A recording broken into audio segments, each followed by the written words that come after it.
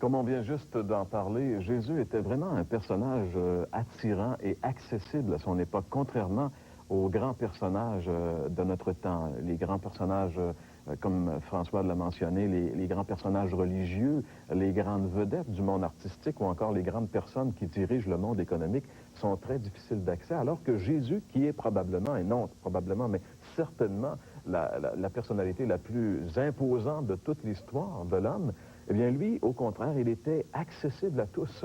La Bible présente Jésus comme étant un personnage très attirant. Quand il était quelque part, les foules se pressaient autour de lui. Tellement que l'évangéliste Luc, l'évangile de Luc, par exemple, à plusieurs reprises, cite des événements où Jésus était entouré de personnes.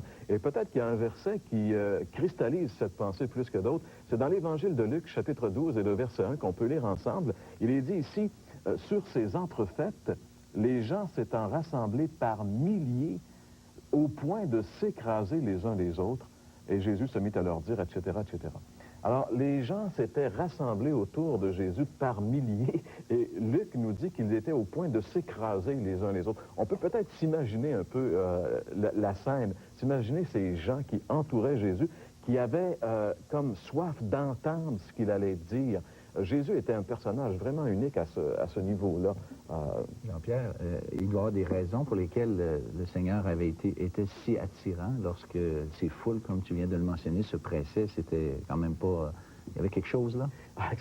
C'est certain qu'un personnage qui attire autant de gens que ça doit avoir des caractéristiques très attirantes. Et Jésus, l'Évangile nous présente Jésus comme étant justement celui qui apportait la guérison. Il y a beaucoup de gens qui étaient malades et qui venaient vers lui justement dans le but d'être guéris.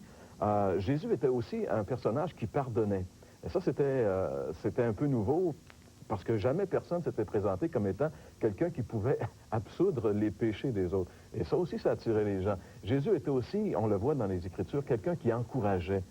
Être au contact de Jésus, c'était quelque chose de bien spécial. Il y a ce genre de personnes qui fait que lorsqu'on est en contact avec eux, on se sent quelqu'un. Il y a des personnages, au contraire, quand on est près d'eux, on se sent vraiment rien et on n'aime pas être en contact avec eux. Mais au contraire, être en contact de Jésus, c'était vraiment devenir quelqu'un. Et je pense que Jésus était celui qui était présent aux nombreux besoins des hommes de son époque. Et je peux dire qu'il est encore aussi présent pour les besoins des gens de notre génération à nous aussi.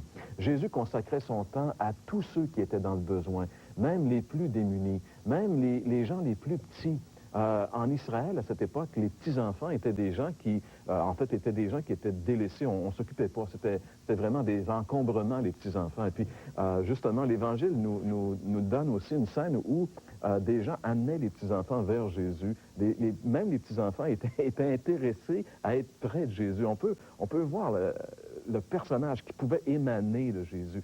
Même les petits-enfants étaient attirés vers lui. Il y avait quelque chose pour les petits-enfants. Et puis on sait qu'un jour, les petits-enfants étaient autour de lui, puis les disciples ont voulu les retirer comme si c'est pas important, les petits-enfants. Et Jésus a dit cette phrase célèbre, « Laissez venir à moi les petits-enfants ». Alors, ça nous montre, on peut voir quelle sorte de personnage Jésus était. Il était rempli de compassion pour toutes ces pauvres personnes. On sait qu'en Israël, à cette époque-là particulièrement, on peut jamais dissocier Israël de la religion. Les dirigeants religieux avaient abusé. C'était des espèces de dictateurs religieux qui mettaient sur les épaules des gens des fardeaux, des exigences religieuses. Il fallait qu'ils fassent des choses. Et puis finalement, la vie devenait lourde, la vie devenait difficile à vivre. Et Jésus était celui qui, justement, quand il a vu ces gens qui étaient autour de lui, qui ployaient sous ces fardeaux qui étaient devenus trop lourds, eh bien, il y avait un message d'espoir pour eux.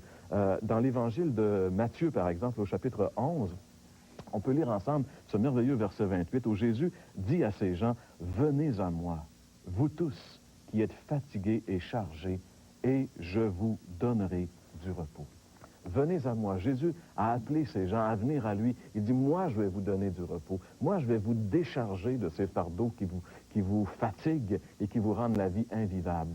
Et ce qui est intéressant avec Jésus, c'est que pour lui, personne est trop petit ou trop insignifiant ou encore trop indigne. Pour Jésus, chaque personne a une importance. Qui que vous soyez, sachez bien ceci. Jésus vous aime tel que vous êtes. Il vous connaît et pour lui, vous êtes important. Jésus est celui qui a justement révélé qu'une âme humaine vaut plus que toutes les richesses du monde entier. Et comme quelqu'un l'a si bien dit, justement, Dieu devait aimer les gens, particulièrement les gens ordinaires, pour en avoir fait autant. Et ça nous montre combien Jésus était présent aux besoins des gens. Dans la présence de Jésus, chaque personne retrouve sa dignité, son importance.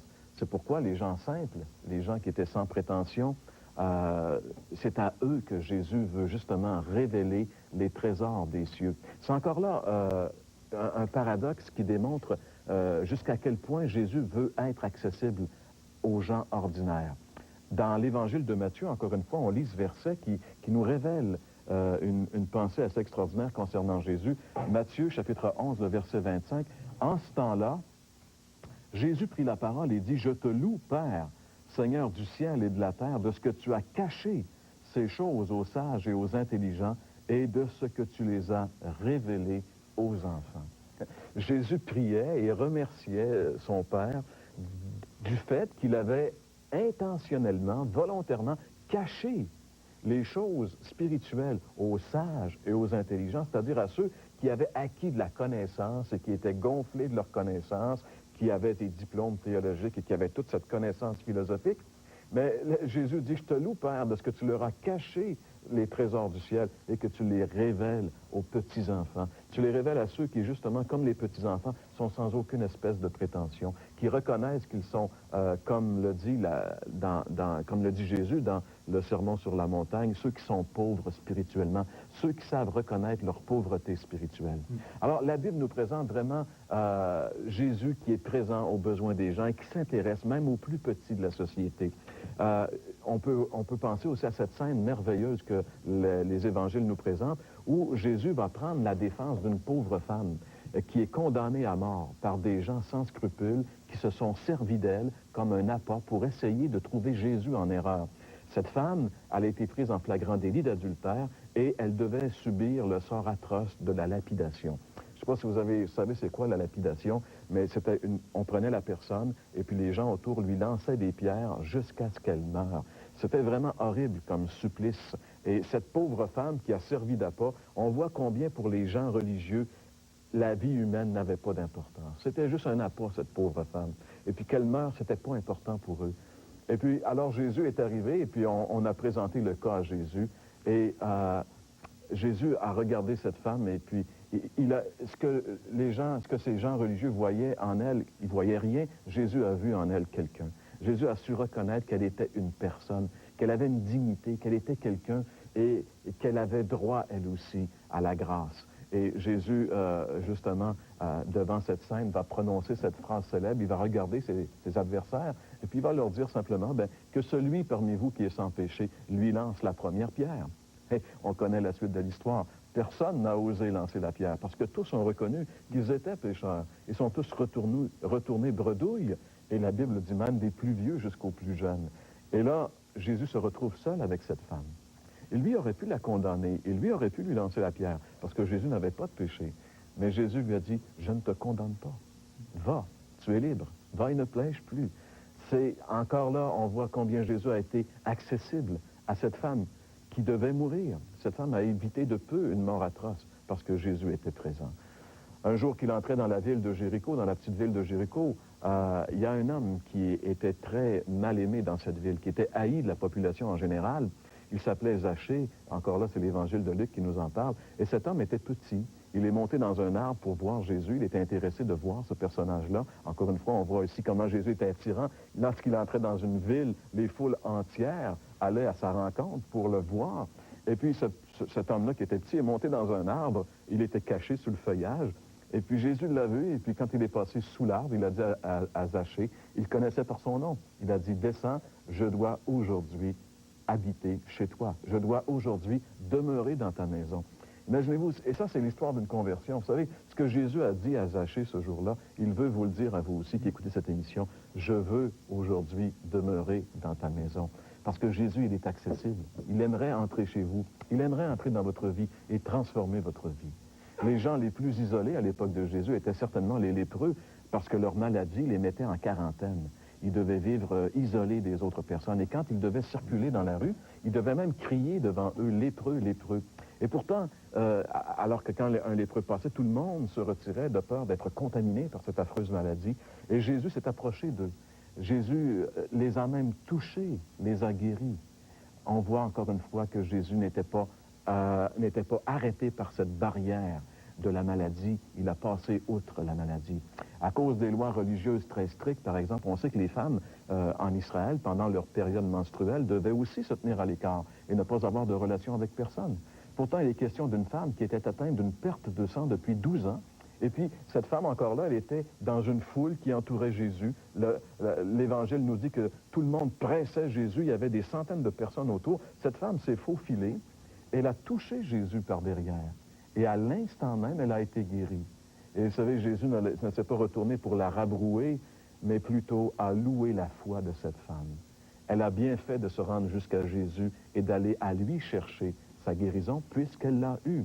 Jésus a aboli les murs que les hommes ont levés entre eux.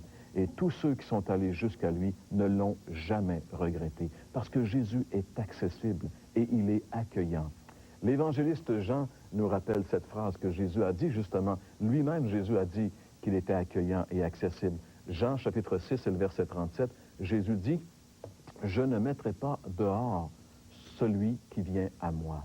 Je ne mettrai pas dehors celui qui vient à moi. » Jésus est vraiment accessible. Pourquoi? Parce qu'il est venu du ciel sur la terre pour ceux qui sont dans le besoin. Jésus est venu strictement pour chercher et sauver ce qui est perdu. Jésus nous connaît. Et il nous connaît chacun de nous par notre propre nom. Il connaît notre situation. Il sait où nous en sommes. Et ce qui est merveilleux, la Bible dit, il n'est pas venu pour nous juger, il est venu pour nous sauver. Ouais. Sans lui, nous ne vivons pas, nous survivons.